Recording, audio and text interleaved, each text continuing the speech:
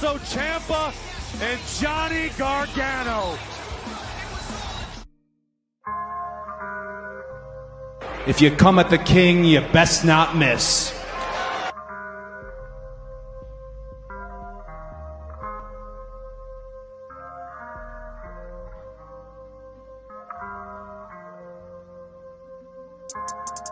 Ladies and gentlemen, the winner of this contest and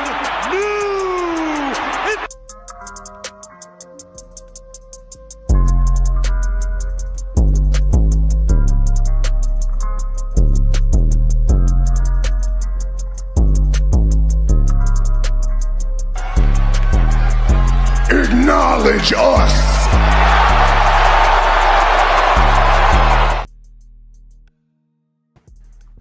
Hey, guys, we here at the Red Carpet Ring. We're here to talk about WWE SmackDown Cody Rhodes to open show tag team championship match. Let's talk about that. We're here to talk about that. We're here to get that going. Do a little in.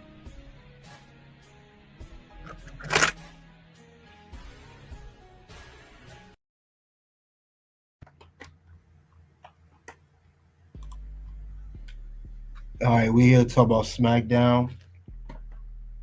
We're here to talk about the show, the review, also cover the bonus round. We'll talk about Saturday night main event predictions. We will also talk about current news, which I see issues with, and I'm going to talk about the whole roster brand thing, the whole announcement made. I'm going to really go into that. It'll be a part of what went wrong with SmackDown and a part of current news. It'll be a little bit of both, but you guys don't want to miss out on that. We here live on Facebook and X as well, so let's get into that, guys. But we definitely go tune into that as we got Saturday night main event next week. But let's talk about the show, shall we? Let's get into it, guys, and let's get to the show. First off, let's look over the match card for WWE SmackDown. Let's look over the match card.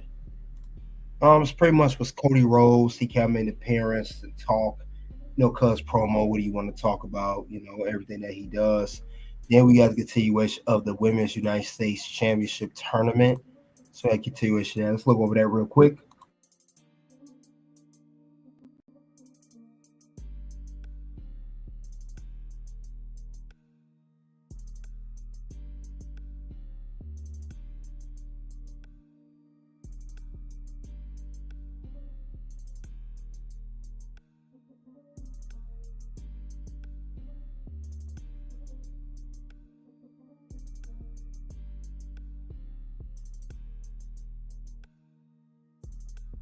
All right, let's look over that. Now that's done.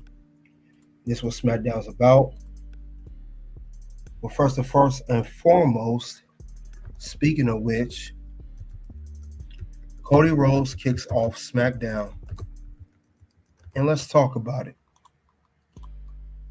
Now we got it here. This is Cody Rhodes. He kicking off SmackDown. He comes out, and we know he talks about the whole Kevin Owens and all that. He talks about that. He talks about how he's opening now, how he also, of course they had to fall out from SmackDown, for their side for Survivor Series. Anyway, Cody comes out, and when he does come out and talk, he gets a large pop. He said he's ready to talk about Saturday Night Main Event with Kevin Owens. And before we get any further, we hear American-made music, which is Chad Gable and the rest of the crew, which is also Creed Brothers and Ivy Nile. Surprising to see Chad Gable, but they also talked about the whole transfer window. They talk about that as well. And like I said, I'll get to that later. They mentioned the whole transfer window and everything else for that matter. It was also going in on that, of the whole issue of how there's going to be some changes made on the roster and how things are going to be different, et cetera, et cetera, et cetera. If you guys remember that. If not, I remind you, this was actually announced with USA on SmackDown, and they also put some on their X account for USA. It says it right here, guys. Breaking news: WWE has announced a transfer window between SmackDown, Raw, and WWE NXT, which will see the GMs discuss moving WWE superstars across brands. We will discuss that later. We'll discuss that later. Figure 4 TV, salute to you, man. Thanks for coming out, man. Yeah, I don't know if you guys missed the update, the intro a little bit. Did that a little bit, guys. I may play that again, may give you a little replay. I don't know if you guys like it. But for those who don't, let me do a little replay of the intro real quick now we in here. It's a little bit updated. It's the same intro, but I had to add a little more to it. You guys let me know what you think. I'm going to replay the intro. Did something a little different. Not only highlight my regular intro, but everything that's going on across the 3 brands. If you come at the king, you best not miss.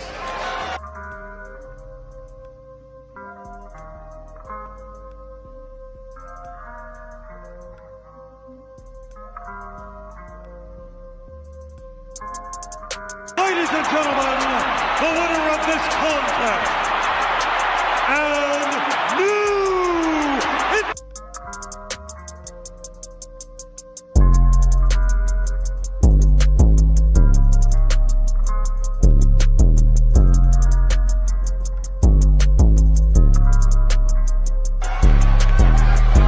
Acknowledge us.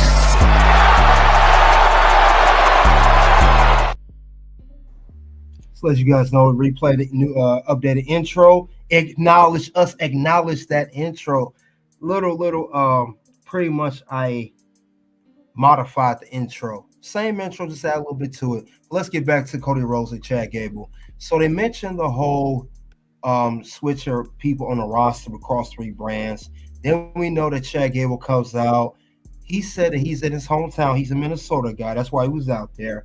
And he gets in the ring. He tells Cody Rhodes that when Cody came back to WWE, he was a beacon of inspiration to him. He wanted to be a workhorse, a champion, but he don't like how he did his friend Kevin Owens, and he was a good, loyal friend. And Chad Gable was telling Cody he knows about bad friends like Otis and American Alpha. He drew a whole bunch of heat doing that. By the way. So when he did do that, it really Cody looked at him. He laughed it off. And then Chad Gable told us, all Cody do is think about everyone thinks about him. And he said that Cody was far too with Roman Reigns, said he would never do that. Then Chad Gable tells Cody Cody has come for him, he deserves it, everything. And then they went to reference the whole Shorty G and yes, Cody Rhodes' old character Stardust. So Cody looked to the crowd and he asked them, would they be his friend? And then Cody said he was upset that Chad Gable is saying this. He said he sees a lot of himself in Gable. He said Gable was Shorty G in the fans.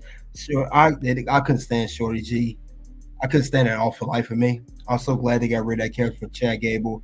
That was pretty much near the end of his career. He just rebounded now with this whole American Alpha and, of course, American Made. Definitely bad times for WWE. Then Cody said Shorty G's looking at Stardust. He knows all what Chad Gable was going through. But, Cody Rhodes said that Gable has a lot to lose. And Cody said if he learned anything from WrestleMania 39, look in the mirror. And then Chad Gable, he said he wants to fight Cody. And Cody asked him he will what. And then Cody said he'll talk to Nick Aldis to get a match with himself and Chad Gable later on in the main event. And then Cody said that I'll let you know one thing before he dropped the mic. One thing you don't want to do is upset me with Kevin Owens on my mind. And then he dropped the mic, he walked off in very, very upset. So that kicked off the first part of SmackDown, guys. Cody Rhodes and Chad Gable, formerly known as Shorty G. Let's get to the next part of the show. We have the continuation of the Women's United States Tournament for the inaugural Women's United States Champion. We had Naomi versus Tiffany Stratton versus Elektra Lopez. Tiffany Stratton, much like Chad Gable, is a hometown hero of Minnesota. So despite her being a heel, getting the heat that she does, she was cheered a lot in this particular episode. Go figure, right? It was really cheering her on, and they want her to even win the match of the tournament to advance on the tournament. So with that being said, Tiffany Stratton, she did her thing. She does what she always does, puts on a great show. But next thing we know too that it was so obvious that Elektra Lopez was there just for the tournament. She's not a wrestler, she's more of a valet. Now Naomi, she looks good. She in her matches normally, but someone's off with Naomi in this match. Just like seemed like she was losing, kind of out of sync there. But she said that Naomi was double teamed a lot. But this match here was a lack of chemistry. Like I said, it was all out sync. And I know Naomi has wrestled Tiffany Stratton in the past. I know they had matches against each other. But Elektra Lopez normally does not wrestle, especially when you got a tournament like this. And when I saw her in there, I already knew what time it was. Long story short, Tiffany Stratton, while Naomi was on top of Elektra Lopez, Tiffany hit her moonsault, and her, pretty moonsault, they call it, if they still call it pretty moonsault. She got on top of that, and when Naomi was on top of Elektra Lopez, Tiffany threw out the ring. Yeah, she did the moonsault on top of Lopez, I believe, and then she got a big pop. And Tiffany Stratton was the winner of this match, and she will advance on in the Women's United States Tournament. So we got a winner right there. Tiffany Stratton, she got a huge, the crowd was crazy. They was happy for her and everything. So despite her being a heel, of course, holding the women's Money in the Bank contract, I got to give her a yeet for at least winning. Yeet. So yeet on that. I'm glad she won. Glad that's where that went. It pretty much was so obvious she was going to win that. Let's be honest here. It wouldn't went any other way besides that. So just want to notate that. I couldn't see Naomi winning over Tiffany in her hometown, especially Elektra Lopez not winning, because Elektra Lopez is not a wrestler. She is a valet. Let's just call it what it is. Meanwhile, that's the end of that match. Let's go on to the next match on the card. We have here a one-on-one match which started from backstage with Bianca Belair and Piper Niven. Let's give a backstory of how that happened. Bianca Belair is still trying to find out who attacked Jade Cargill 2 weeks ago. Her and Naomi is still searching, looking. Meanwhile, while Naomi was getting prepared for the match I just mentioned in the tournament, Bianca Belair had a little run-in with Piper and Chelsea. They was talking trash amongst one another, asking them they had anything to do with Jade. Then Chelsea said something, and Bianca just had enough, and she attacked both women backstage, and both women retaliated by jumping her, and then she kicked Bianca in the ribs, holding her ribs, still holding up from the women's WarGames match at Survivor Series and all of that. But anyway, it showed that it was going to definitely be something, of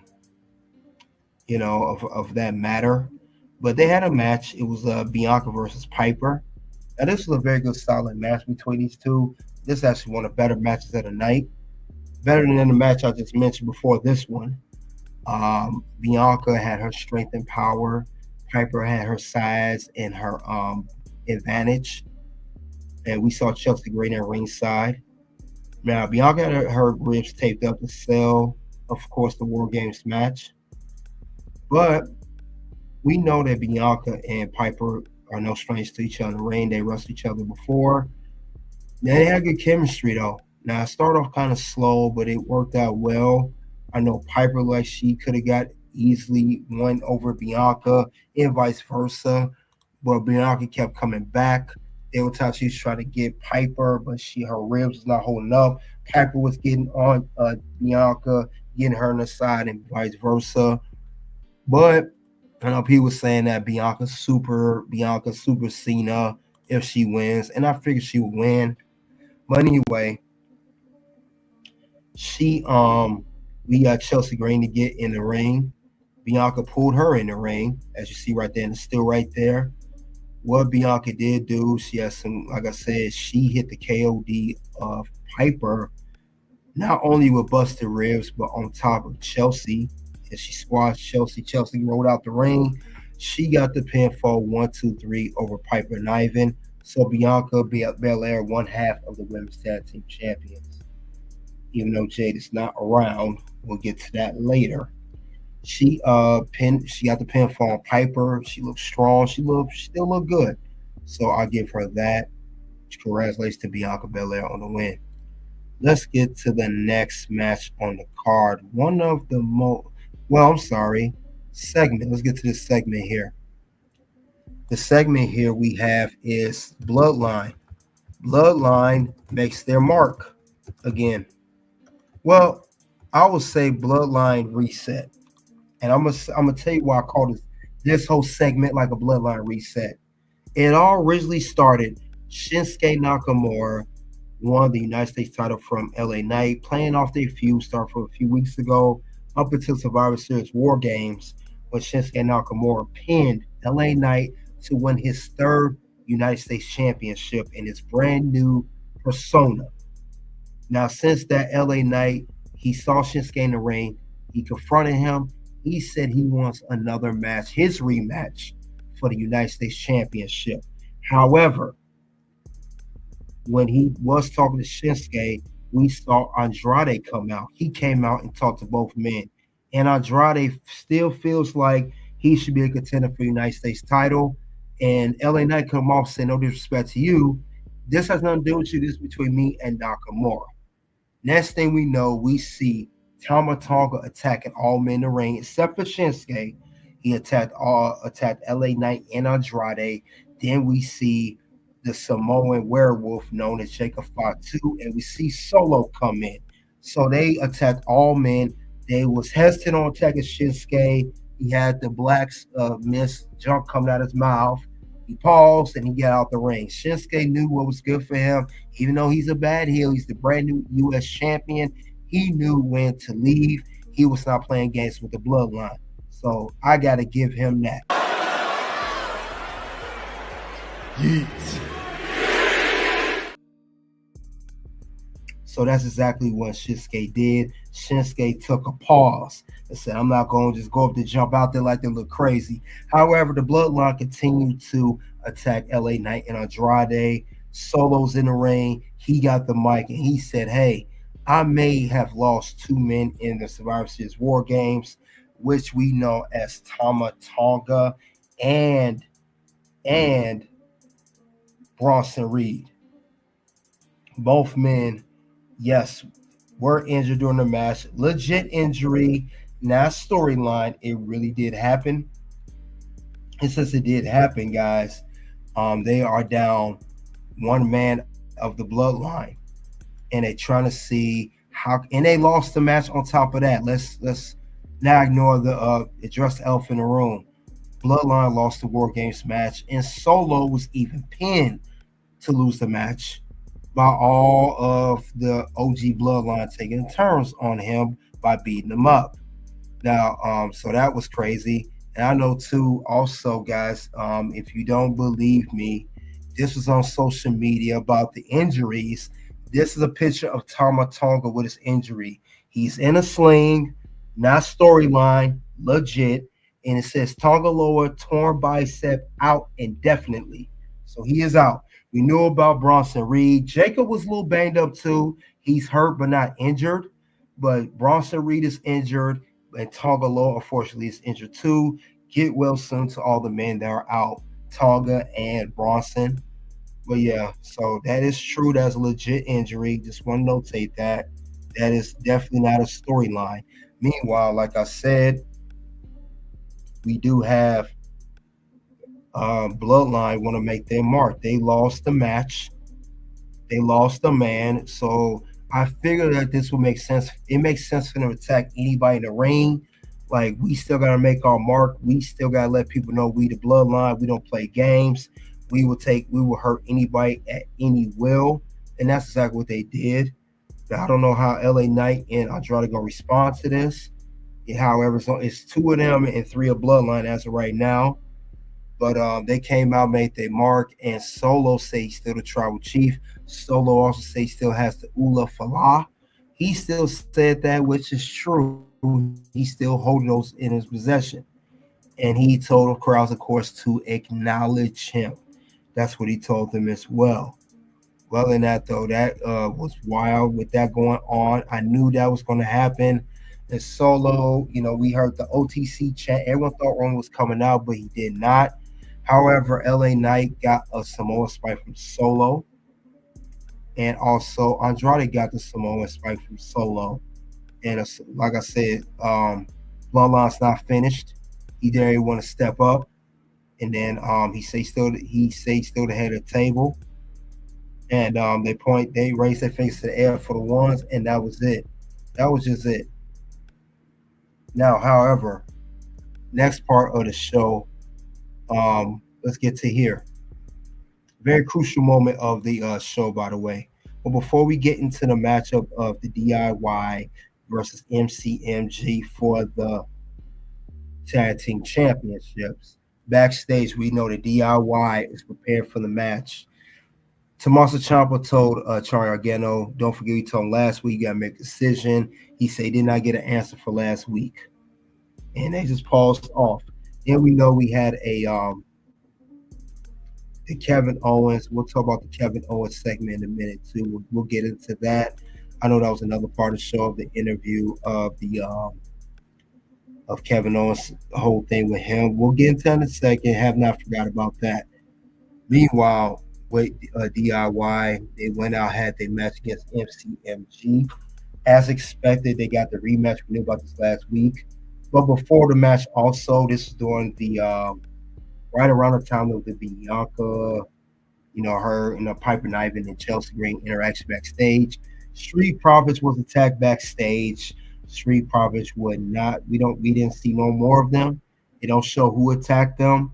More than likely, fingers point towards DIY or Bloodline, whoever it is. More than likely that that was the case. But anyway, we did hear that DIY would challenge for the tag team championships. We know about that. And since they are challenged for the tag team championships, we also knew that they would be coming with fire. And during the matchup, we saw a lot of disagreements between Johnny Gargano and Tommaso Ciampa, as they've been at odds for weeks, similar to the New Day. Hint, hint. That's all I gotta say for now. But anyway, while that's going on, MCMG is in full tools. They're in total full sync. They're in sync with each other as a tag team. They're doing their thing. They do what they got to do. They're shutting it down. And we know that they're getting a groove going. And then a turning point in the match came in. The big turning point came in where Johnny Gargano and Tommaso were still yelling at each other. And we know also that while they was doing that, Tommaso Ciampa was yelling at Johnny Gargano, get out the ring. Johnny said, I'll do this by myself. And then he was attempting to take on MCMG 2-on-1. That's how we know Tommaso Ciampa grabbed a steel chair, grabbed it to the ring. Of course, the ref's going to stop him. This is not a no disqualification match. Can't bring a chair in there. It's illegal in the match. And while he's distracted, Johnny Gargano was held up by Chris Sabin. Johnny, like a neck breaker, Johnny Gargano reversed it without the ref looking. He low blowed him. And while Alex showed on top of the rope, ready to do a double team move with Chris Sabin, he looks like, what are you doing? What's good? What's good, Johnny Gargano? Because these are his friends, longtime friends, despite being a rival tag team. And while he had Johnny, what's going on, Johnny Gargano super kicked him. Next thing we know, Johnny Gargano had a big grin. He starts smiling.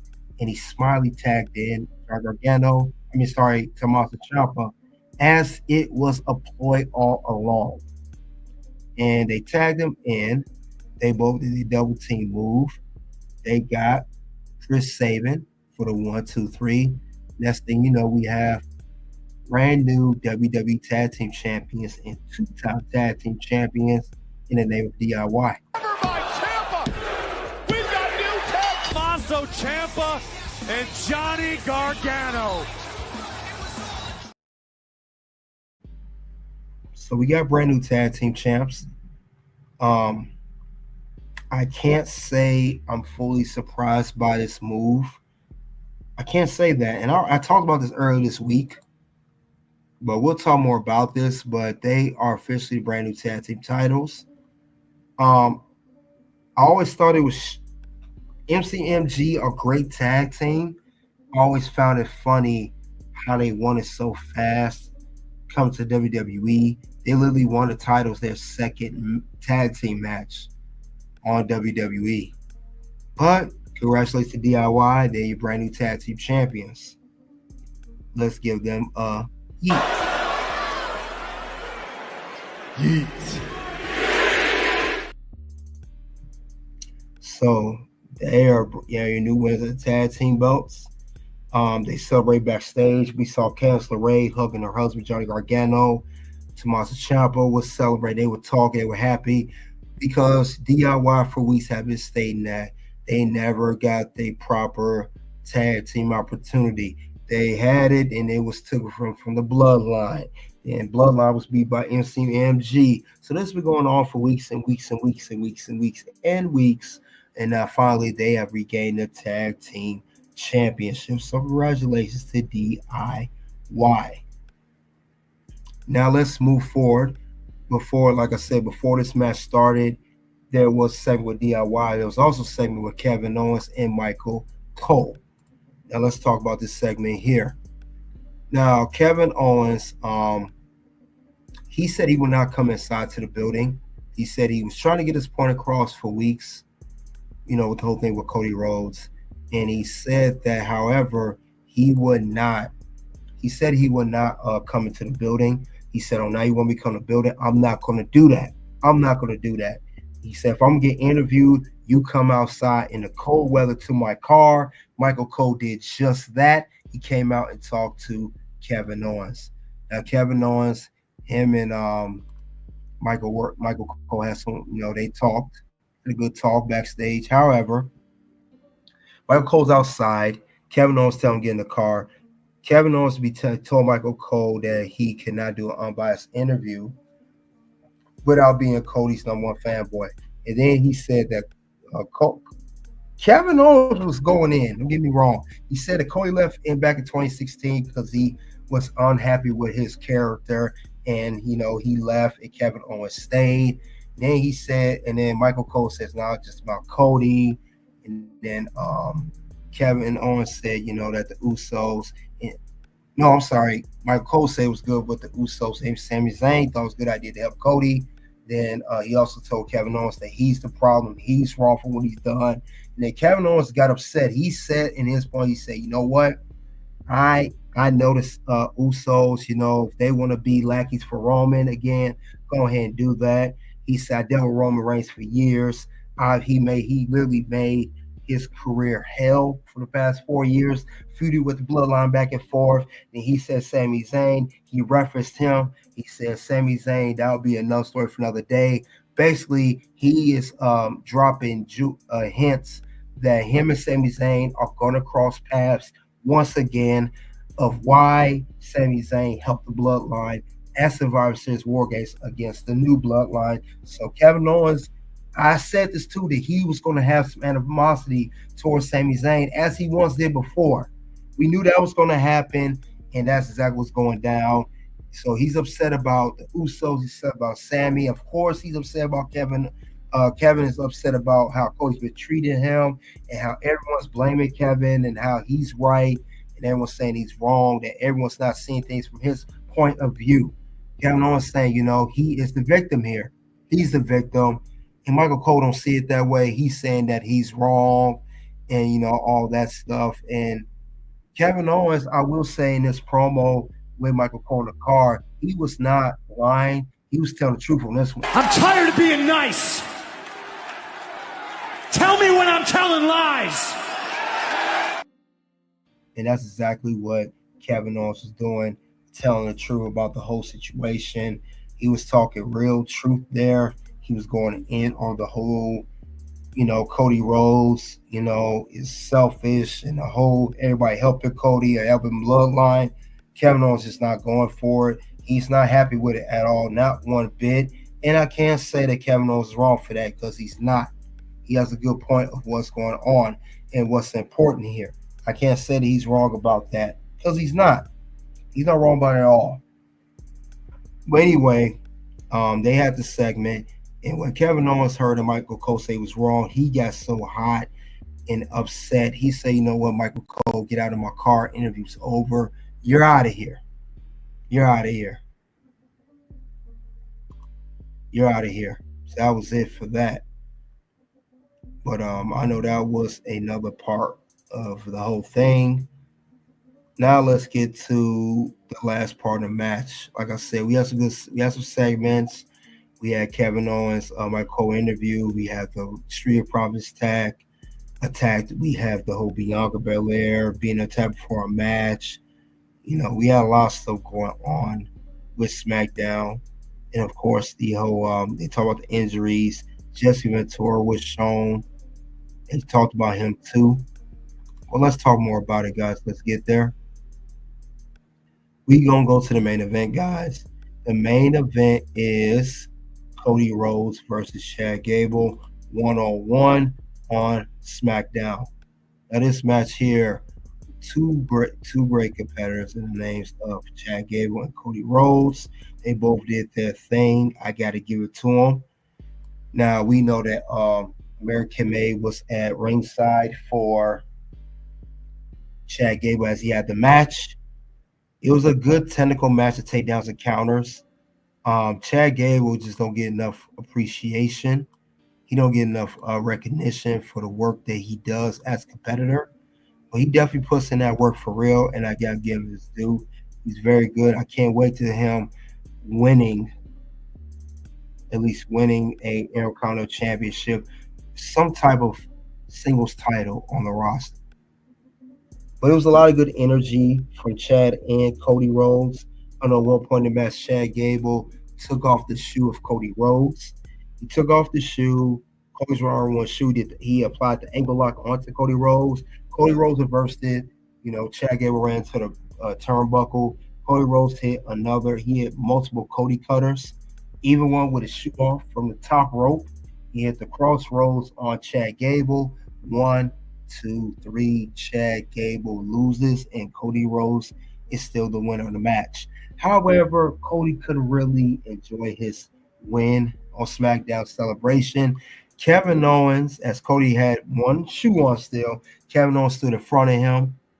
He attacked Cody Rhodes. Cody Rhodes attacked him back. Before they were separated broken up by official security, etc., WWE officials. Cody Rhodes went back, and Kevin Owens went back. They went back and forth. I know Cody did a dive on to Kevin Owens, and they both went at each other. It was crazy, though. And that's a good way. It was, I guess, the closeout SmackDown, and, of course, jumpstart, kick off the whole match that's coming next Saturday, which would be Kevin Owens versus Cody Rhodes for the Saturday night main event for the WWE Undisputed Championship. I'm going to talk about that in a second when it gets to the bonus round. Don't miss that out. Don't miss out on that. But anyway, it was a good way to do that. And it was going back and forth. Like I said, good match by Chad Gable and Cody Rhodes. I know they gave it Chad Gable use subduous interest, being pretty much the modern day Kurt Angle. I know Cody Rhodes had a vertical suplex that looked good. Chad Gable had the good suplexes. He had his good moments. But I will say it was a very good match. These guys, I would love to see these guys feud again. And then, of course, Kevin Owens was savage. He wearing a Dusty Rhodes shirt. He being savage on top of that. But definitely a solid one. Good, solid one in the show. Very good. That was the end of SmackDown. With that being said, let's go over what to rate this episode of SmackDown. Now, SmackDown, they had a lot, like I said, Cody Rhodes opened the show. Cody Rhodes closed the show because he is the WWE champion. We had Kevin Owens come out. He said what he had to say. He attacked Cody afterwards. They had a good interaction, fighting between Cody and Kevin. We had the continuation of the Women's United States tournament, which Tiffany Stratton did advance on. We saw that as well.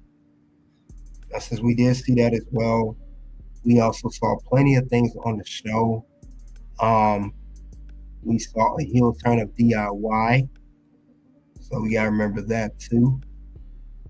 But like I said, a lot of moments that went on with SmackDown, and we have one more SmackDown before Saturday Night Main Event. Literally one more SmackDown before this. Bloodline want to try to rebound from losing WarGames and losing not one but two men that was involved in that matchup. So it's a lot going on here. A lot going on here.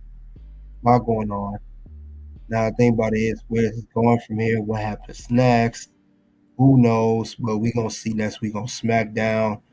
With that being said, guys, now I gotta put out my review of what I think of this past episode of WWE SmackDown. What I think of the show, due to all the factors, everything I mentioned, what happened at the show. I will have to say I will give this SmackDown a rating of. Let me see. I think I would give. I have to guess right now, 4 out of 5. I give it a 4 out of 5. It was still overall good show. Good moments, some unexpected moments. Some stuff was like, some matches were like, So I'll get a good 4. I thought about 3.5, but I think 4 should be fair. So that's what I think of that. If you guys check up on my channel now as well, on my community tab, it's what people are saying about SmackDown. We have 73% gave it an A, 13% gave it a B, 7% gave it a C, and 6% gave it a D or F.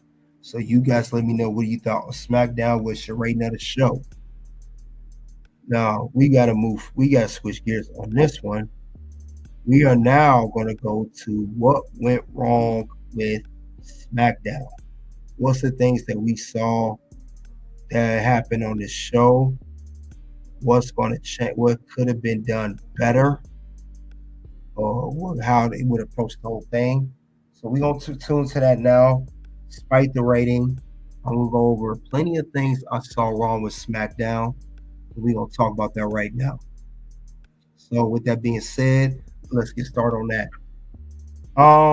One thing I would say I did see wrong with this current episode, most current episode of SmackDown, the Kevin Owens angle is getting stale. And I'm saying this because for the past several weeks, Kevin Owens, ever since he attacked Cody Rhodes at Bad Blood during the press conference for that PLE, when he was an unexpected heel turn when it went viral, Kevin Owens has been cutting these promos in his car or at his home, saying that he was kicked off SmackDown, and SmackDown don't let him come to the show, or say we gotta say he's gonna abide orders and do it anyway, and blah blah blah, etc. They said that, and then now we got where he does get invited to a WWE SmackDown episode to come to the arena. He gets another promo to card, this time with Michael Cole tonight. Now, Kevin Owens, don't get me wrong, he has every right to feel what he feels. He has a t-shirt saying Kevin is right and all of that. I get that he's upset, but this whole angle's not going anywhere. And I just don't see it going nowhere. Now, Kevin Owens not only got beef with Cody Rhodes, Remember, he has beef with Randy Orton as well, which he did take out with a banned power driver. That is not over yet. It's just on pause for now because Randy Orton is sitting out. But the Cody Rhodes stuff is pretty much still on. They do have a championship match next week as Saturday Night Main Event for the WWE Undisputed title, which I'll talk about. We understand that too. But meanwhile, this angle's not going nowhere. And I think this angle will only make sense if Kevin Owens, the way he's been pushed as a brand new heel status that he is, he needs to win the WWE Undisputed Championship. There's no other way around it. He needs to win that title. He needs to have a heel run, and maybe it will make more sense. Maybe it will elevate Kevin's character more. Maybe it will make this angle, his character, everything being the forefront of SmackDown. Because right now it's not. It's still Cody Rhodes. When we hear other things, we still hear other people. When he's not the main thing of the show. I know he's not on TV every week, but it's just getting stale. And you guys know what happens when I see things that get stale. What's gonna happen? No. Words? You just made the list. So I really hope they're doing something with this angle. I really hope it's going somewhere because this is getting too whack too soon. Now, we know that bad blood when Kevin Owens turned on Cody Rhodes back in October. We are in December now for the past 2 months. Same old story, same old thing, same old nonsense. I mean, ridiculous. I mean, come on, really. They got to do something. They got to do better than that. They have to do better than that. I really hope they do. I really hope they do. So, I don't know. But it's crazy. So that's one of the things I see wrong, that I saw wrong with this current episode of SmackDown. I did not like that at all. I don't know what's going to happen. I don't know what they're going to do. It's just not it. This angle's not it unless he win a title. If not, it'll be all for nothing. All for nothing. I will say that, to say the least. You got to do something with this angle.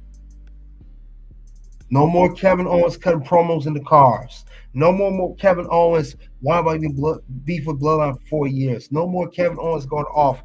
We get it. You upset. We get it. You've been screwed. We get it. Trust me, we do. But it will not do any justice for Kevin Owens or anybody else watching or fans if it does not go to the next level, and that'll be for Kevin Owens to win the title. No other way for that. So hopefully they get that going, and they really do something with that. So like I said, that's just something that needs to be worked on. That's something that needs to really be pushed forward. They really need to do that. I really hope they do, because it will not turn out good if they don't. It'll be a complete, utter waste of time. And then Kevin Owens is right back at the bottom. Kevin Owens is right back at not doing nothing. And he's right back lost in shuffle, just like he's been before this whole bloodline feud started 4 years ago. After pretty much been lost ever since he lost the Universal Championship. Let's call it what it is. Let's call that what it is. So that's one thing I saw wrong with SmackDown. Another thing I saw wrong with SmackDown, the women's tournament turnout so far. Now, I don't know if you guys know, we're in the semifinals of the women's United States tournament to crown the inaugural champion. Now we have here Tiffany Stratton will go ahead and face Michin in the semifinals. We also have Chelsea Green challenging Bayley in the semifinals. This is both next week's episode. Now, with that being said, I'm thinking, where is this going? Because for this title, initially, I thought we was going to get women who are not former women's champions, women who's not even held a singles title, which is Michin and Chelsea. But it seemed like to me, if they're going to run with Tiffany Stratton being Miss Money in the Bank, get her to beat Michin and go to the finals and maybe lose. That's what it seemed like. I don't think they're going to just have her lose now. But it's her Michin in the process if Tiffany advances next week and Michigan don't. I don't like where that's going. Now, now on the opposite side, we have Chelsea versus Bayley. A lot of people root for Bayley to win this tournament. Remind you, Bayley is already a Grand Slam champion, the first women's Grand Slam champion. Like, she's accomplished a lot in her career. Very, very well deserved and respectfully. But this could be a good opportunity for Chelsea Green to get her first singles title in WWE. You know, she's only held the women's tag team championship. And Chelsea began a huge pop this year ever since Money in the Bank, which was in her hometown, when a lot of people, including me, thought she may would have won the Money in the Bank, which was eventually won by Tiffany Stratton. So she couldn't win the Money in the Bank like Tiffany Stratton has. Have Chelsea be the inaugural Women's United States champion.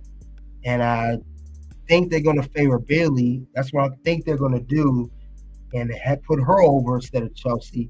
It had come down to possibly Chelsea losing to Bayley and Bayley advancing and facing Tiffany in the finals, which would be a Saturday night's main event. But that's where it seems like it's going. Now, we could get a swerve. We could get a different outcome. But I think that's what they're going to do. Bayley and Tiffany advance. Bayley, former women's champion, Grand Slam. Tiffany Stratton, currently holding the Money in the Bank, on her way to be a women's champion. I don't see how this really going to benefit Michi and Chelsea. Those two are going to get lost in the shuffle. Those two are going to get the short end of the stick. And that's what I mean by this turnout. And if that's going to happen next week on SmackDown, we'll pay attention. This is how I'm going to feel about it. What's going to happen? No. Words? No. You just made the list. So I don't like this at all. I don't like how this turnout would be. I do not like that. I have to admit that. This is not good. This is not good at all. Not good. I really hope I'm wrong about the situation. Normally, when I'm spot on about something, I got a good idea. That's normally where it's going to go majority of the time. I could be off because I stated that before. I've been off on certain things. But I don't think that this tournament is leading to Bayley and Tiffany. And Tiffany do not need to win the women's title because she's going to hold a contract. She cashed in for she's going for the women's world title. She had to hold both, give her credibility. And Bayley is already won the women's champ. She's actually the first, along with Mercedes Moné, with the first women's tag team championships. Like, she don't need this too. Chelsea and Michi need these belts more than these two do. I'm just saying. Tiffany has a whole career ahead of her, holding women's Money in the Bank. Bayley, you already established star, former women's champion and Grand Slam. I mean, you don't need that. So the turnout don't look that good from what I see with the women's tournament of where it's going right now. So I don't like that part. But let's get to another part of SmackDown I do not like as well. And this is a big one here. I talked about this earlier, and I said I would come back to it, and we're going to do that just now. DIY, the current and brand new WWE Tag Team Champions, who just won the Tag Team Championships on SmackDown, defeated MCMG with John Gargano with a low blow, and they both are fully healed now. But anyway, the reason I said I don't like this, I don't like this because this is exactly what I said was going to happen. And I said that I was not going to be happy about this at all. If you guys remember, if you follow the channel, a few days ago when I covered Raw after New Day turned their backs on Big E, I said I had a fear that they was going to do the same rinse and repeat story with DIY similar to the New Day. And if you don't believe me, let's check it out right now. And this was this is my Monday Night Raw review that I just did a few days ago. So this is a quick recap of what I said, and it became reality. Now that they're a heel tag team, and not the babyface no more. Remember, Xavier been pushing for the heel. I just want to notate this right now. If you guys don't pay attention to Friday Night SmackDown, this is the rinse and repeat I see with Triple H. I'm thinking about it right now as we speak. Let me say this before I forget. They are similar. They are running a similar storyline with Tommaso Ciampa and Johnny Gargano. Tommaso Ciampa's like Xavier, being angry, being the heelish type, and Johnny Gargano's trying like, "What are you doing?" Johnny Gargano's like a Kofi.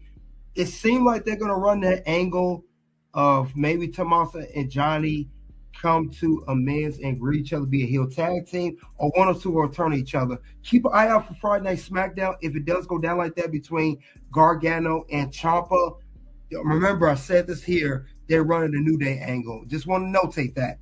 That seems like that's what they're doing. I hope not. I really hope they don't run that angle the same as that angle. Because if they do, Triple H, I'm going to be mad at you, and I'm going to be feeling like a no yeet moment, as Jay Uso would say. And no yeet.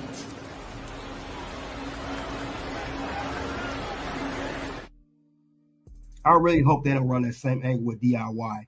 I hope one of those two turn on each other. I don't want to see this again. This was great for New Day. Excellent. Superb. I don't want to see this again on SmackDown where Johnny Gargano and Tommaso Ciampa both become heels and they start beating up everybody, attacking Street Profits. I don't think they're going to do that because Street Profits are pretty much already at that similar point. I hope I'm wrong. I really hope I am. But the great segment, best segment of the night. Let's move on to the rest of the show. And it turned out I was right.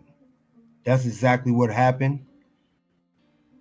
DIY turned heel, very similar to how New Day turned heel. The only difference was DIY was doing this for the tag team championships, which they did win. And this was during a match. And people didn't expect it to happen, but I did expect it to happen. I didn't want it to happen. That's exactly what happened. And unfortunately, this is where it's gone. And I don't like that at all. I'm glad that it was a good move, but it's a rinse and repeat style, like I said, of the New Day, which is earlier this week. Man, Triple H, come on, man. I'm tired of being nice. Tell me when I'm telling lies. I told you guys that that's where it was going to go, and I was unfortunately right. And I wish I wasn't right on this one, but I was. And you know what happens if I see stuff like this. I said I was going to be mad, and I'm still a little mad about it now. I'm still thinking about it now, being upset. What's going to happen? No. Words? No. You just made the list. Rinse and repeat of heels terms. So the second time this week, Triple H has done a rinse and repeat story he did on Raw. He moved the characters around in different scenarios, and he literally did the same thing a few days later on SmackDown. That's great booking right there, right? It's not. It's not. It's not. I don't like this at all. Johnny Gargano, him and Johnny, I'm not mad they won the belts. I'm not even mad they're heel. It's how they went heel. It was too similar. If New Day didn't do what they did on Raw early this week, and they did what they did, I would be all in all of it. I'd be very excited for it. I would have felt very excited for it. Yeet. I would have been saying yeet right now, but I can't because I knew that this is what they was going to do, and I knew that this was going to happen. I knew that it was going, and it just don't work for me doing it that way. No, brother, it doesn't work for me right now, you know. It don't work like that. It doesn't work like that. Like I said, it's the whole planning. Similar scenario. The sequence is too similar. DIY was up at odds with each other almost approximately, not as long, but close to approximately the same amount of time that New Day was being at odds with each other. New Day was a little bit longer, but you get what I'm saying. They both had the same scenario. They're beefing with each other. One is already on the hillside, and the other one is either going to be on the hillside and join them, or they're going to go around and feud each other. And that's what happened here with DIY, just like Kofi and Xavier. And it sucks because it's not being creative enough. It's not being creative. You can't tell me this is creative. And we're going to check this out in 2025.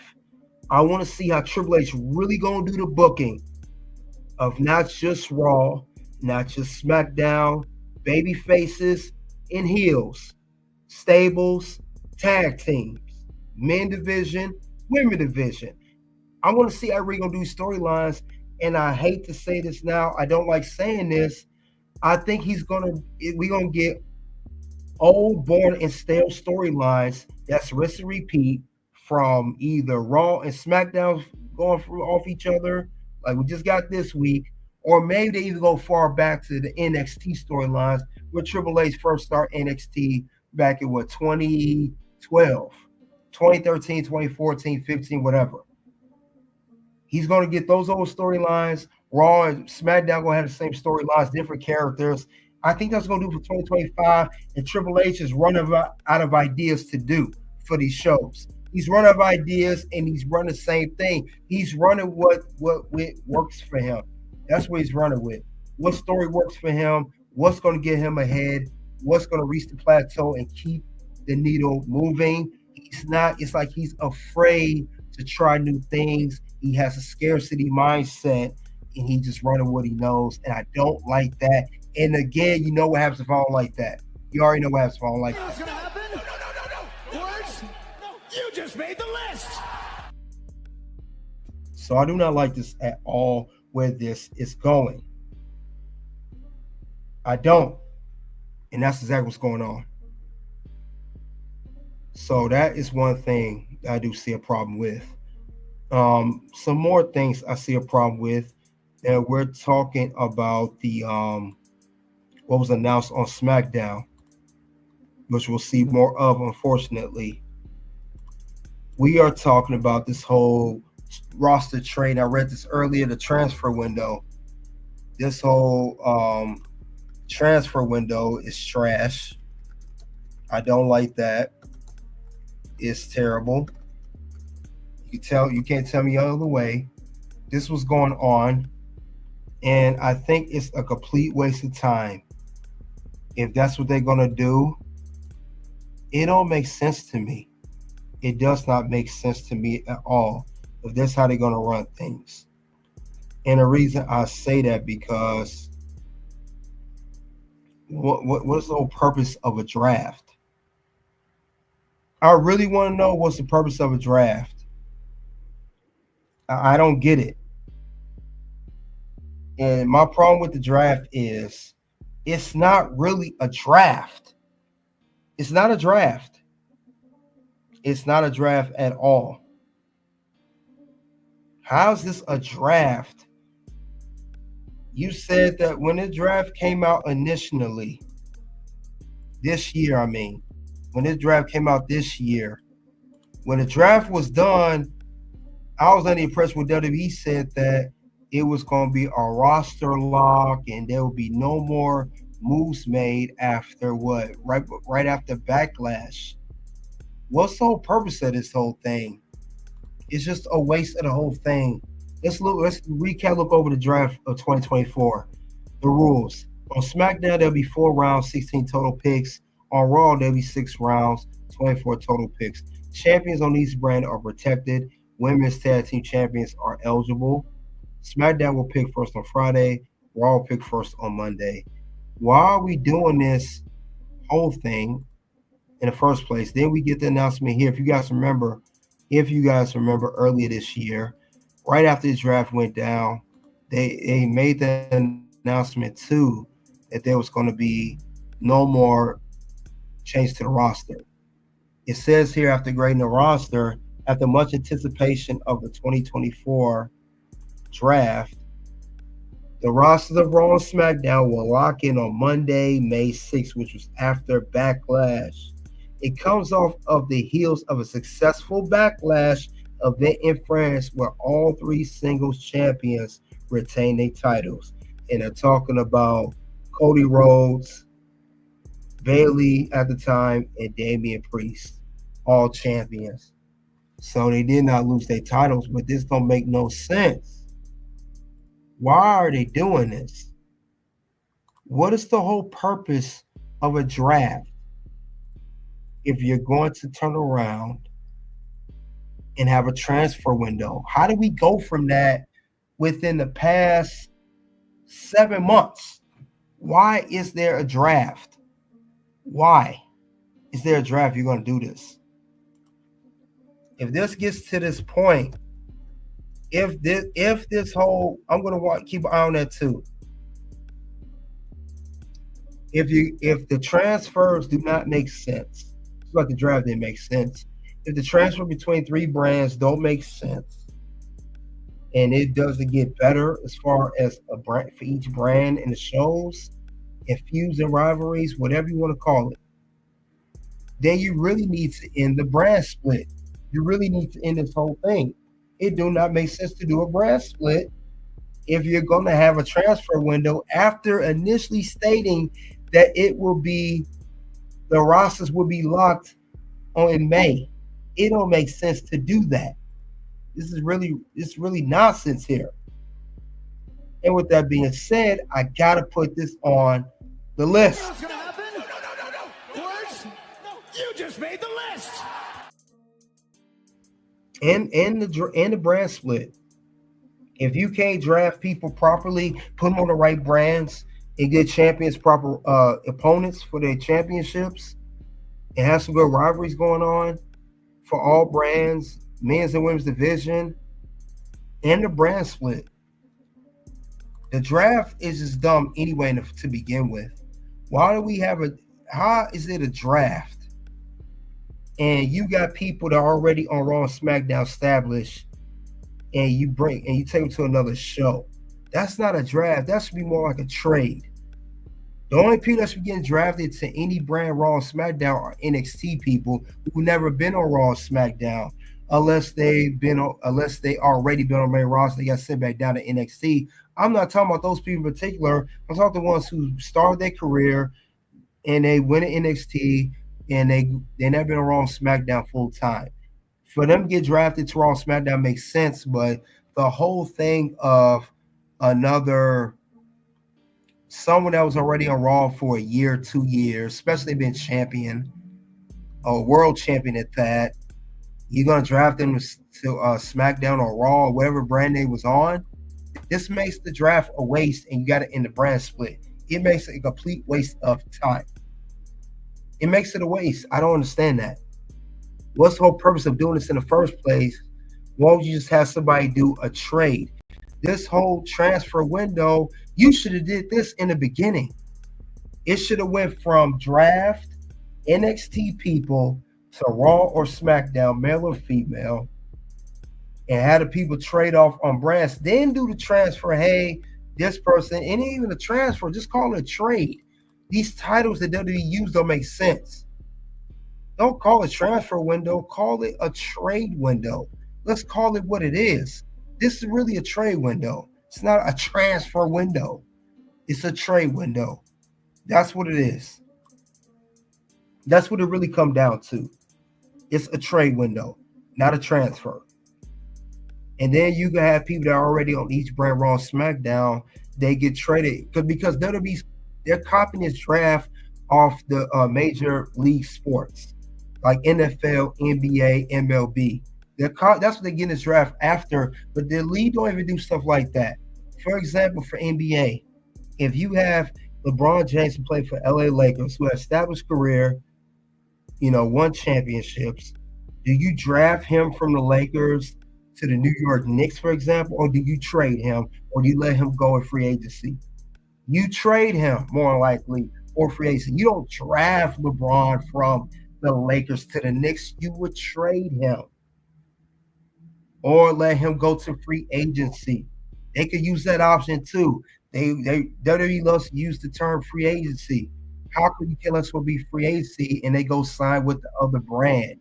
Run with that more than the whole drafting from brand to brand. You don't draft a wrestler from brand to brand. You would trade them or let them go to free agency. The whole draft don't make sense. It sounds ridiculous. And the whole transfer window sound ridiculous. There is no transfer window. It's a trade window. Unless there's some type of licensing or copyright or some type of thing that the major league sports have that can't nobody else in major sports use the word trade besides it. Unless it's under those circumstances, you need to do a trade window, not a transfer. That don't make no sense to me. That sounds utterly ridiculous. So WWE has to do things better. And like I said, they know WWE is doing this because they know in the back of their mind, deep down, that when they made this roster of the draft that they did earlier this year, it really did not serve no purpose, and it really was indeed a lousy draft. So once again, when I see a lousy draft, as I said before, this is where it goes. What's gonna happen? No. Words? No. You just made the list. So that's exactly what happened with the draft. It was a lousy draft. It was not good at all. It made no sense at all to do a draft. No sense. It didn't make no sense to do a draft. So I didn't understand that for the life of me. And now we're going to go to the transfer window. Now let's look. How long is the transfer window? It don't even say how long it's for. It don't even say how long it's for. It just say a transfer window. How long is this for? We saw a glimpse of it on Chad Gable being on SmackDown. I mean, this is dumb. This don't make no sense. And this is why the transfer window is not going to work if not executed properly. This is what I think stuff like this what led to the brand split, the first brand split, for those who don't remember or don't know or forgot, in 2011. This stuff like this, decisions like this, and the whole draft and the acquisitions, this is what led to the first brand split. That's why they ended it and they brought it back in 2016, 5 years later after the initial brand split was ended.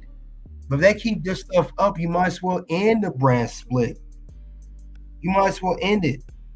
We will have another deja vu and end the brand split again, just like you did in 2011. That's where it's going to. Because this don't make I'm still trying to wrap my head around this whole thing. It don't make sense at all. It doesn't. Matter of fact, I know that there was people have talked about this, that it don't make no sense of why to do a draft like you're doing. It was discussed before that it don't make sense to do a brand split if you're not going to use it properly. Why have a brand split and you got people popping up on each other's shows? And it don't just be the champion. In the past several weeks, I understand for Survivor Series, we saw Liv Morgan on SmackDown, Nia on Raw. Now we're seeing Chad Gable on SmackDown. Now you're enforcing this rule. And then we see other superstars pop up on Raw who on SmackDown. Then we see NXT people pop on Raw and SmackDown as well. Like, what is going on here? What are you doing? Clearly, what are you doing? What's the whole purpose of this whole thing? It's not really serving no purpose. A brand split was a brand split to keep people on this show and this show only. Keep these people on that show and that show only, not crossing brands. Come on. It don't make no sense to even have a brand split if you're going to do that. It do not make sense to do that. I don't get it at all. So I don't get the whole thing on that. So I don't know what's the next move they're gonna do. But this has to be done right. It has to be done right at all. So I don't know. Some stuff that it just does not make sense at all. And I'm seeing this here with this situation here. So with that being said, I know that Eric Bischoff, he talked about the whole draft and brand split. He talked about this on Inside the Ropes. But I think after going through my own experience and then having been a part of the WWE's experience, the advice that I have would be to be as disciplined as you can possibly be at keeping the brands distinct. If you don't make them feel completely different, it won't work. And part of that is creating stakes. Part of that is it's got to feel real. It's got to be believable, or nobody's going to buy into it. But don't let the talent start transitioning back and forth, because you dilute the concept. They won't feel like two brands. They'll just feel like two different shows, which is what they already feel like. Because the WWE does such a great job of producing such a phenomenal show, it doesn't feel, it's almost too perfect. There's no grit. It needs to feel a little gritty. At least one of them. They don't both have to feel gritty, but one of them has to feel a little edgy, a little dangerous, like something's going to happen that you wouldn't expect on one show because it's a little less sophisticated. That's the magic.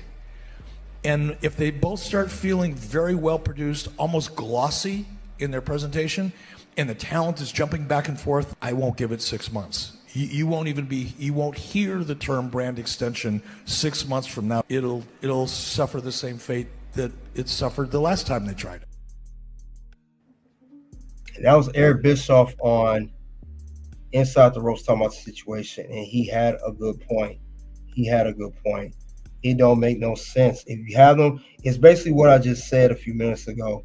If you have talent on both shows bouncing back and forth, if you have talent that's supposed to be on one show, they're on another one, and for no more reason, unless it's a real big story, it kind of defeats the purpose of that. And that's what I've been saying. And like you said, it led to the first of the end brand split. And that's what it might happen again. That might just happen one more time if they keep playing around. And that's exactly what I mean. Will this lead to a brand split again? Could we possibly see another brand split ending in the near future? Because he had a good point when he said that. Eric Bischoff, I don't agree with everything he said, but he was right about that. He was definitely right about that situation. The draft, it does not serve no purpose. Give me one good reason why the brand split should split purpose. How do we go from here talking about the whole roster lock, then we go here to talking about a transfer window within 7 months? How does that make any sense?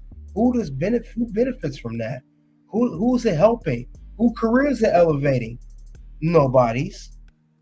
It doesn't do anything. And I think it's just a waste of time.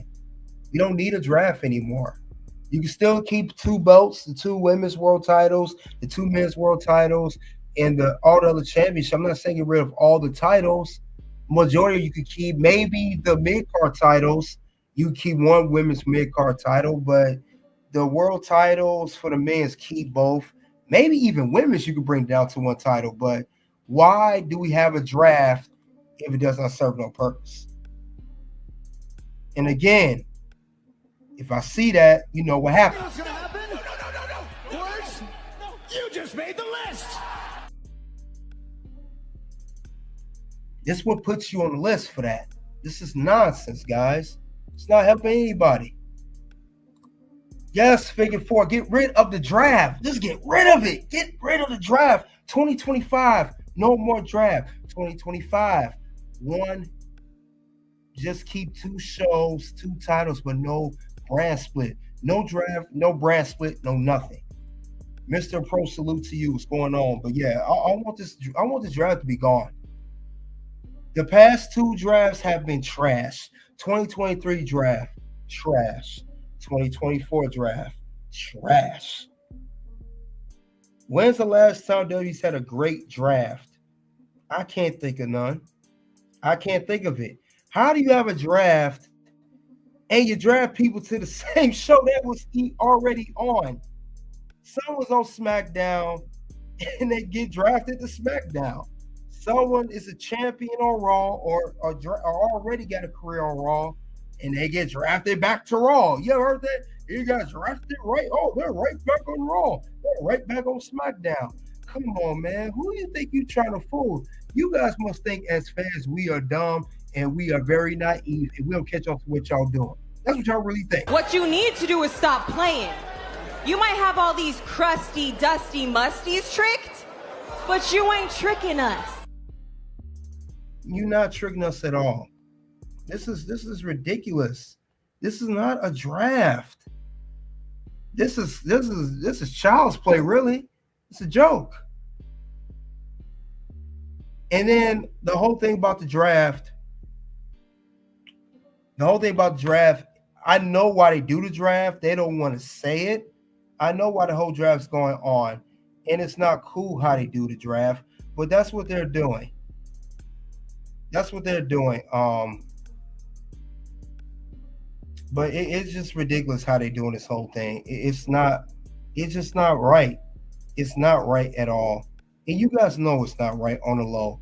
You guys know this is ridiculous. It's not helping anybody for that matter. None whatsoever. It don't help at all. The draft does not help anyone. I'm sorry, it's not helping anyone. It's hurting people. It's hurting folks. It's not making it better. You see, it says making it better, but it's not. It's not making it better at all. It's not. I don't get this whole thing of what they're doing. I just don't get it at all. Every time I think of this draft, it's cringe. It's cringe with this draft. I don't know about you guys. I'm cringe when I hear about the draft now.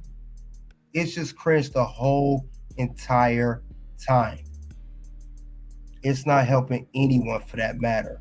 Especially when I heard about this crap yesterday on SmackDown. I'm like, are you kidding me? Is this what we're really doing now, WWE? This how we're going to go about things now? We going to roll with this thing, and now we got the whole... Come on, man. That's nonsense. That is straight up nonsense now. This ain't helping anybody.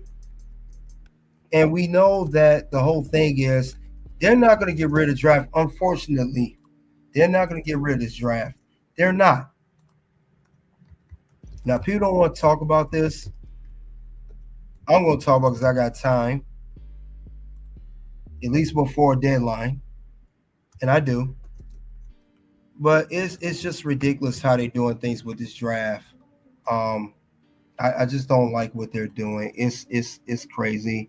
It's just fans are not. It's getting to the point fans not happy about draft no more. Like, we know what's going on. We know that people get drafted to the same show, the same brand. Nothing new is going to happen. Nothing's going to change. It's going to be the same old rinse and repeat storyline. And I'm telling you right now, draft won't be the only rinse and repeat. The storylines will be the same.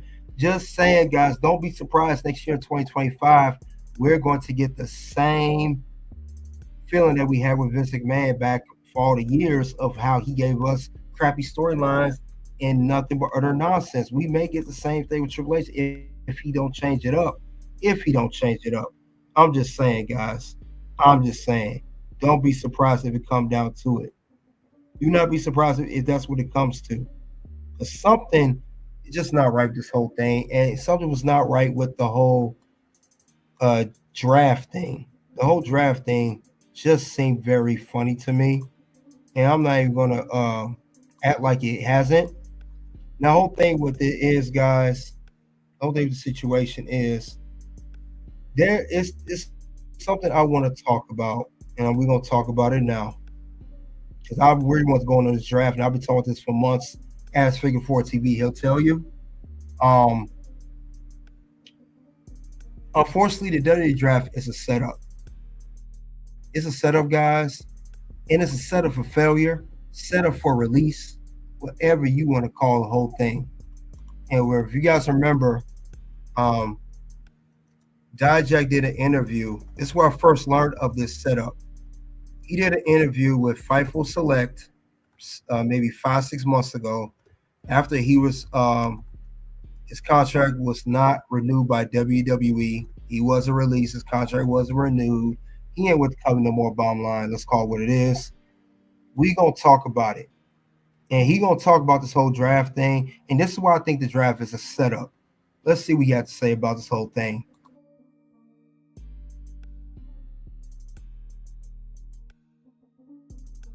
In WWE tell us yes they are, and a couple times they've been wrong about that too. And there have been a couple more that, like, I think Riddle's dropped after, which who knows, maybe he was on a beach without a phone or something.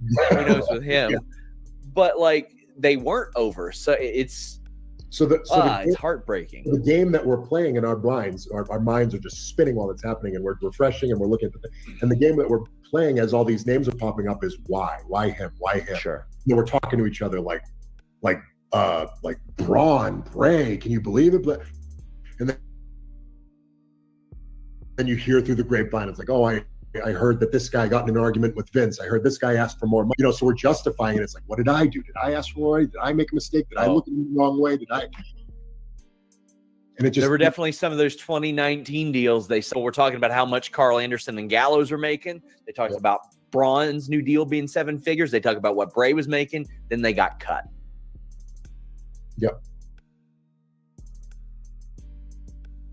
So it just becomes a nightmare. It's where everyone gets notified. It's called with like a message and whatever. I don't care what it is.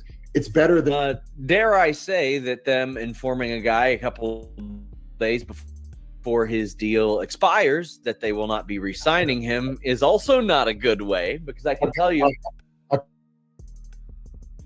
couple is unfair. I had a little more with your sure.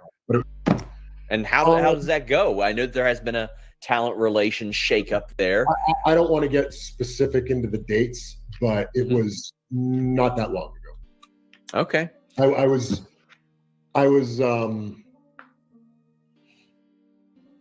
for one reason or another, I was told not to get into the specifics of the dates. I don't know whether it matters or not. Okay. It was somewhat recently.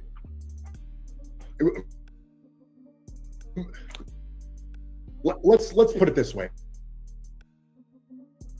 I've been trying to negotiate with WWE because contracts. This right now, because I'm still under contract right now, is the furthest. Your talent relations guy got the boot, because I know that, I mean, Natalya is up in a few days, and Becky Lynch's deal was allowed to be up, but she wanted to take time off. Well, I'll be that. I'm not tell you.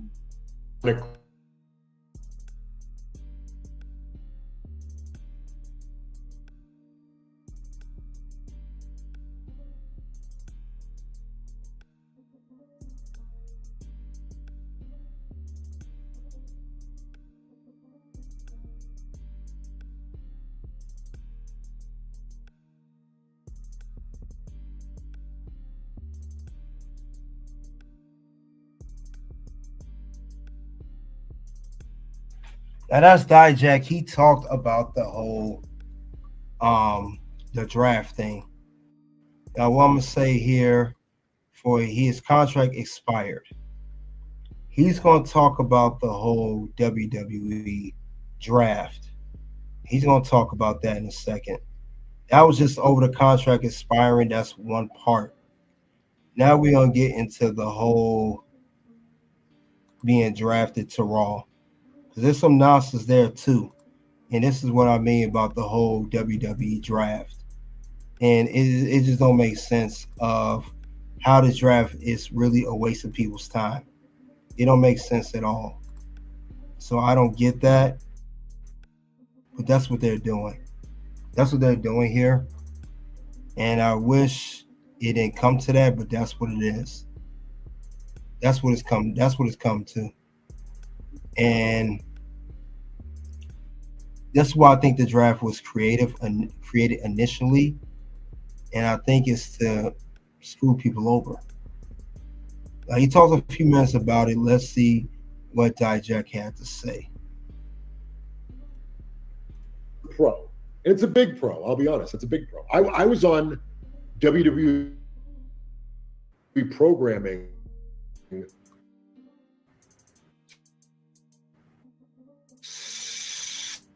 seven to 8 days ago. Yeah.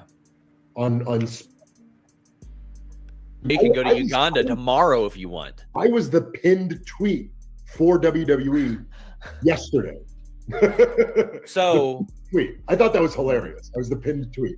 I'm trying to figure out a way to ask this in which you can maybe appropriately answer that. Sure. So, I mean, if you found out, I presume you found out before yesterday, so you were still the pinned tweet. So you knew while they were still actively promoting that you were no longer going to be in the company. Yes. Yeah. I mean, there's your window right there. Yeah. 1 day what? Because I probably would have done it regardless. But no, Yeah. I'll just state that as fact. I found out after I wrestled Xavier Wood.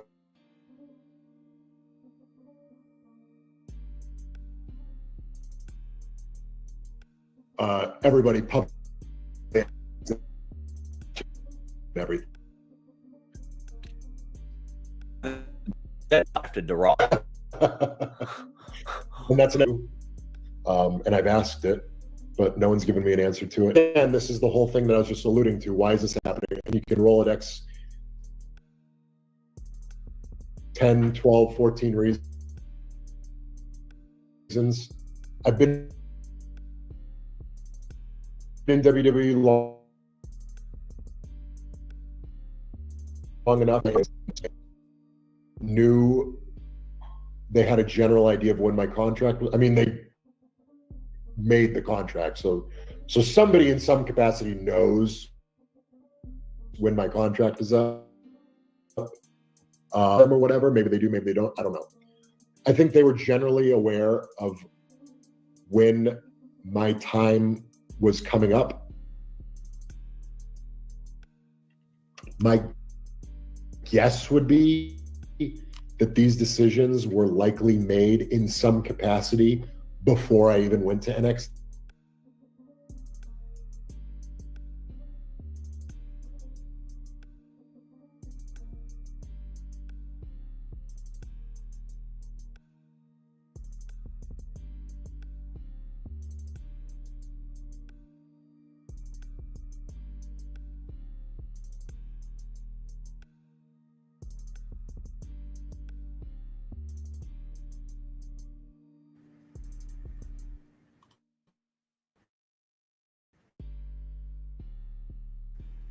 Let's put him in NXT and see what he can do there. Of course, you had some of the greatest matches of your career there, and now anybody that might have that doubt, did Retribution ruin this guy permanently? Now say no. Nobody's more than me. I've been super public. I've thanked Hunter. I've thanked so much this to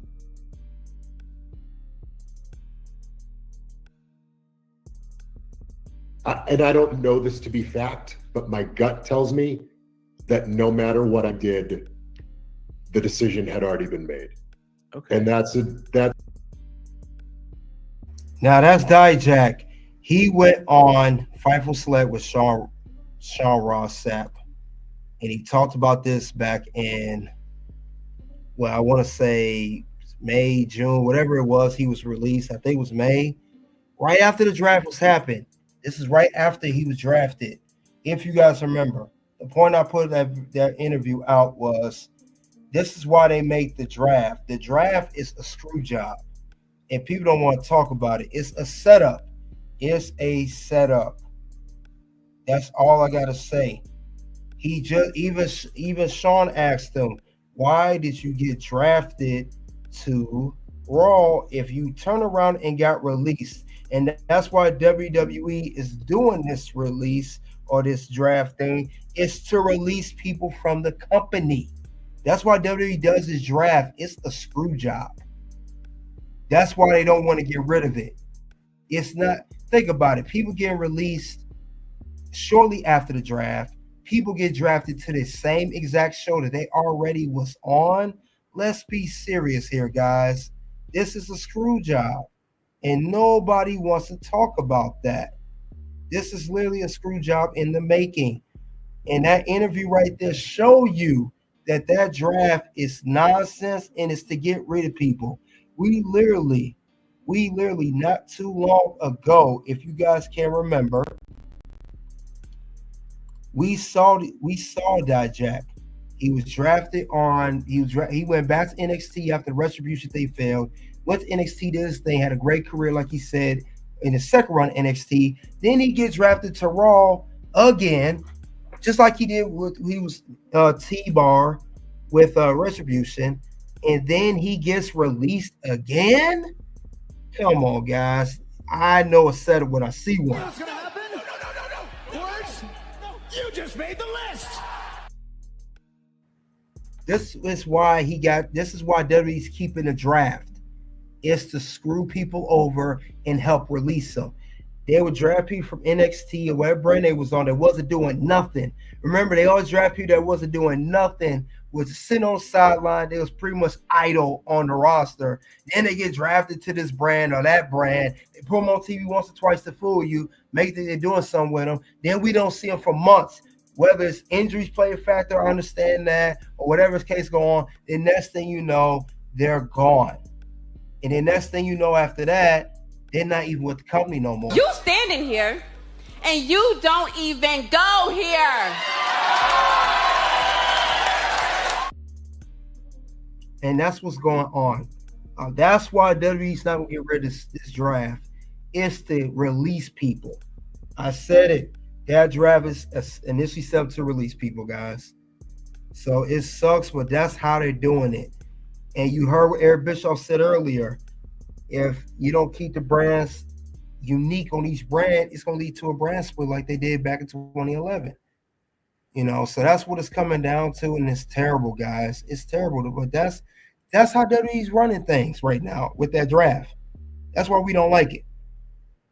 And with that being said, we are done with what went wrong with SmackDown. Let's move on to the bonus round. Let's move on to that. And we're going to talk about the WWE Saturday Night Main Event. We're going to talk about that in a second. So we're going to talk. I got my predictions of who I got winning each match. I got my predictions on who's going to do what when it comes down to the event. So let's talk about that in a second. Give me a couple minutes. We're going to get that going. Let's get that going. Let's see what's going to happen next for the main. For the bonus.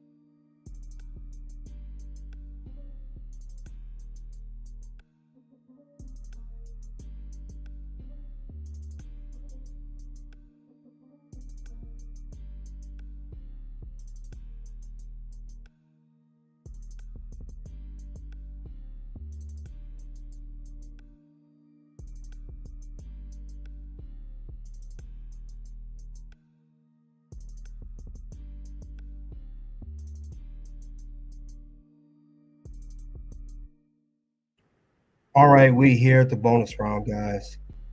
We gonna talk about Saturday night main event predictions.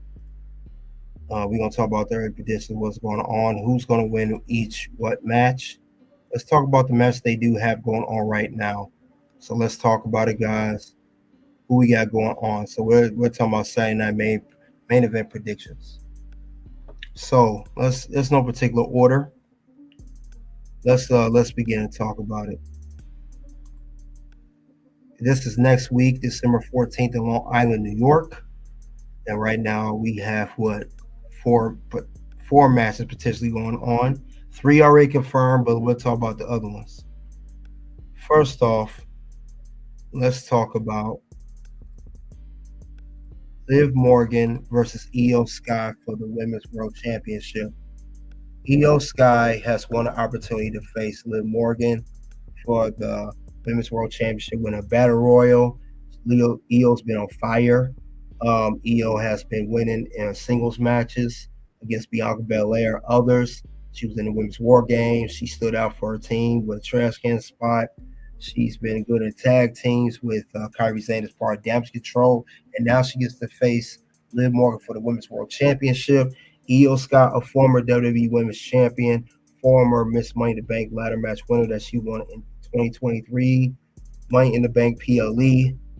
Now, Liv Morgan, who's been champion since King and Queen of the Ring back in May, on to the championship for well over 6 months, the 7th month now. Who wins between Liv Morgan and Io Sky when it comes to this championship? Who is the winner? Do Io become the brand new Women's World Champion, or does Liv Morgan retain her Women's World Champion? Let's be honest. This is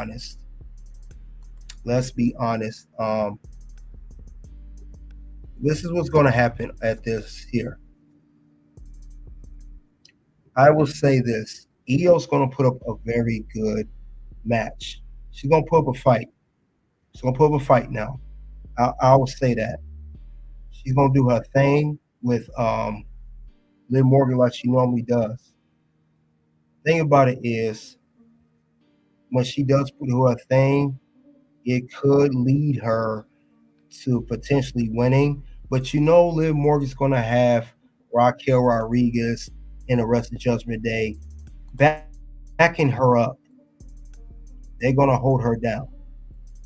So with that being said, it could lead to Liv Morgan slowly sneaking out of there, slowly sliding her way to go ahead and retain the Women's World Championship against Io Sky. Liv Morgan will retain. But that's not all. This is where the plot twist comes in. This is where we finally gonna get it. I think we could this will be a big event, Saturday night main event, record ratings, history back to in the 80s. What if we got Tiffany to cash in her Women's Money in the Bank contract? What if we got that during this matchup? Because we talk about the brand split don't mean nothing. In the Money Bank contract, cash on either champion.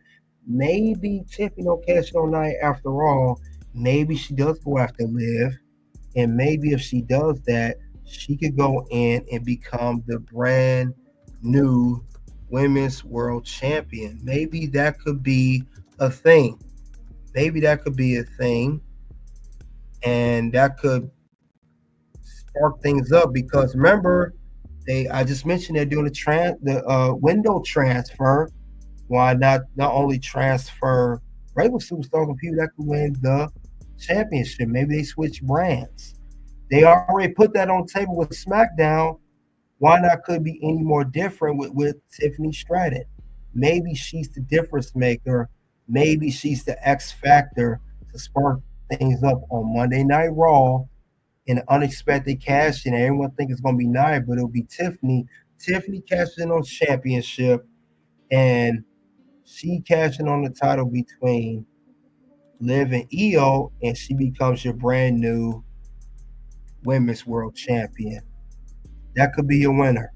I'm just saying. That's what I have for that particular thing. I think Tiffany Stratton she'll cash on that contract and win. I think that's how it'll go. You guys let me know what you think of that. Yeah, Tiffany might cash in. That's right. No more brand split. You're right. That's what I predicted for that particular match. With that being said, let's lead on to the next part of the show. Now, they're saying here, speaking of Tiffany Stratton, they're saying that there could be a potential, it's going to be a tournament final for the inaugural WWE Women's United States Championship. Same with the Intercontinental as well. Let's say Tiffany Stratton does not qualify in the semifinals next week. Michin defeats her. Let's say Chelsea Green defeats Bayley or Bayley defeats Chelsea. I will say if I had to pick one out of these four women to win their inaugural WWE Women's United States Championship title, I will pick Chelsea Green. She's top of the list. Maybe Chelsea Green wins this match. She gets her first title. She gets a huge pop. And the crowd been cheering for Chelsea off and all year since Money in the Bank of this year. Why not?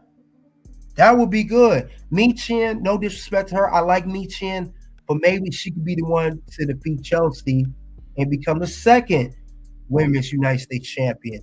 Tiffany Stratton could possibly cash in on Liv Morgan's world title. She won't need this tournament. And I always said she don't need to be in it. She got bigger fish to fry. Bayley, are already established women's champion that's held the women's championship many times. Women Grand Slam winner, she don't need this title either, but Chelsea does. And if Chelsea don't win, maybe Bayley wins, but she don't need it. They're going with the sure thing. Bayley may win. She may win.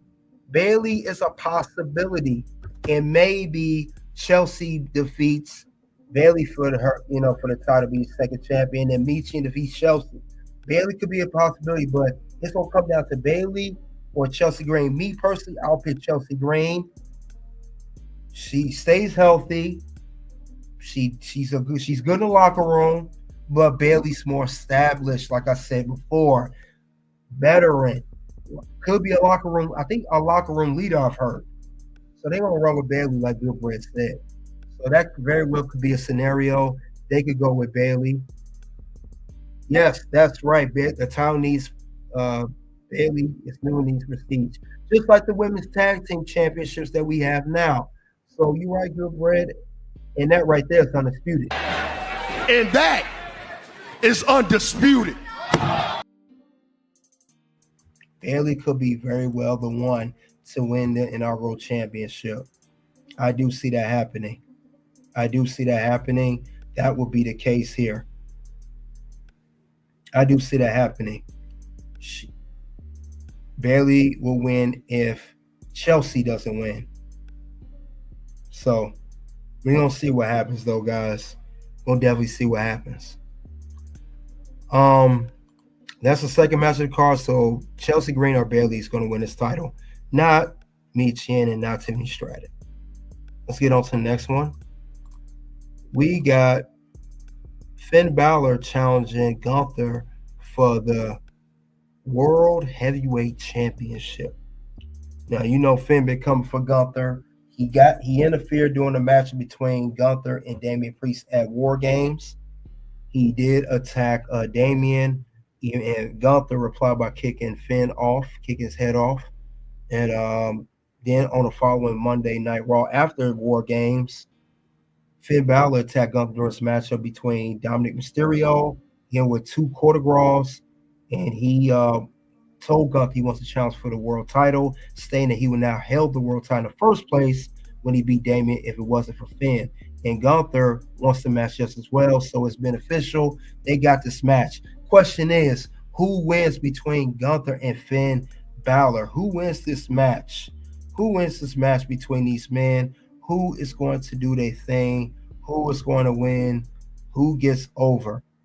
Who gets over? And will Gunther walk out of Saturday Night Main Event with the World Heavyweight Championship? Or will Finn finally get his opportunity to hold on to another World Championship, as he not got that opportunity before back in 2016 when he had to vacate the Universal title due to injury that was sustained during during the SummerSlam match against Seth Rollins for the inaugural title when he did that buckle bomb outside, making Finn forced to vacate the title. Here's the thing. I don't know if you guys been paying attention to what's going on in wrestling. They already sent reports here that, this you guys see it, Finn Balor has become a locker room leader. Big plans for him in 2025.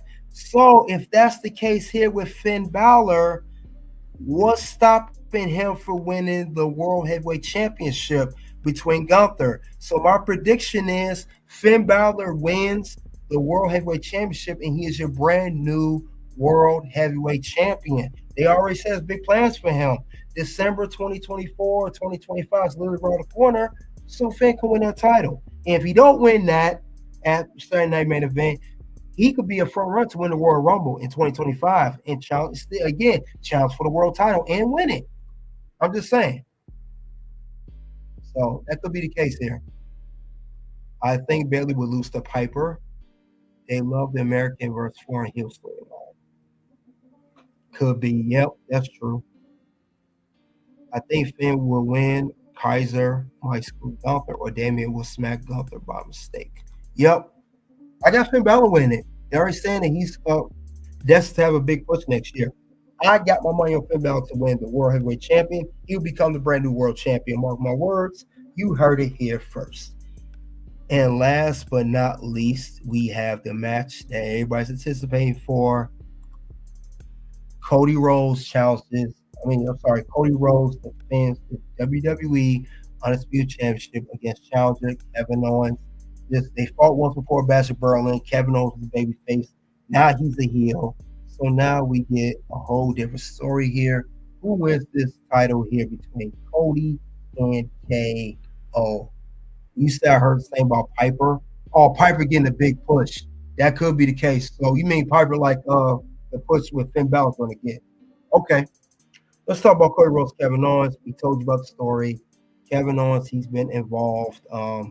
He had, like I said, stuff going on with the whole attacking Cody, attacking Randy, putting him on the shelf, coming after Cody. Kevin Owens is in a big stable. We see this whole promo, this whole thing with him and Michael Cole. And I said it earlier, and I'm going to say it again. Kevin Owens needs to win his title if this storyline is going to mean anything. If not, all this work, all this build-up towards getting a championship match against Cody Rhodes will be all for nothing. But I got a feeling, despite all of that, Cody, I will pick Kevin Owens personally to win this title and become a brand new WWE champion. I have a strange feeling that they're going to go with Cody to retain. I think Cody's going to end up retaining because he is still the face of the company, bringing in a lot of merchandise. Well, like in the locker room, WWE's going to go what they know, as Gilbert said earlier, go what's comfortable. But I think Kevin Owens should win to make the storyline make perfect sense. But they're going to go with Cody. And if they go with Cody, Kevin Owens will not get this far again. Kevin Owens will not get this much attention and much push anything. He will be a joke at this point if they don't do nothing with him. And I always see him getting close to getting a world title match or WWE title match ever again. I'm sorry, but they have to do something right. And we know Cody wins. We know what kind of move this is. Spoken and spun like a true politician. I mean, but Cody's going to win the title. I prefer Kevin Owens, but they're going to go with Cody. Cody should lose. He's spotted film The Rock. Yep, I heard about that. Moana, or whatever movie they're doing. Raw vs. Cody don't need a title. It don't. Right? Yep, they're going with Cody. Cody going to win, but Kevin Owens should win. And don't be surprised if they start booing Cody if Kevin does not win. We could get a surprise event at Saturday Main Event and Cody start getting booed. May get booed for winning. Don't be surprised if that. But that's what I have for that situation, guys. And that's all. And other than that, besides the match predictions, I don't know if you guys heard, Jesse Ventura, as stated on Bill Simmons' podcast, he'll return to the broadcast announce table for Saturday night's main event on December 14th. So Jesse Ventura he was on SmackDown. He'll be at the announce booth. Nostalgia Act for Saturday Night Main Event. But other than that, that's all I have regarding Saturday Night Main Event. I have my early predictions for each match heading into next week, December 14th. It must be triple threat or four-way coming. Hopefully, we'll see what happens, but that's all I have regarding the predictions. We cover a lot here. Cover a lot, the draft, the as they call it, the transfer window that's currently announced. Went over SmackDown, what went wrong with SmackDown, everything. So a lot was covered here, guys. I appreciate you guys coming out. It was a lot covered here, but we gotta get ready for a deadline. So I think it's less than an hour. Start at 6. I thought about doing a watch along, but I may just do a review since I've been here for almost 2 hours. We'll see how things go. More likely, just do a regular review. But that's all I have regarding the subject, guys. WWE SmackDown Cody Rhodes to open show tag team championship match. Soon to be able to pop up, guys. You guys click the links below. You guys already know what it is at this point, guys. It is OUT. Something happened this weekend, and I have been struggling with it since I retired. But this weekend gave me closure. Wow. It really did. Like, it was fun. Obviously, it was fun. I mean, you can't, doing this for as long as I have and being involved.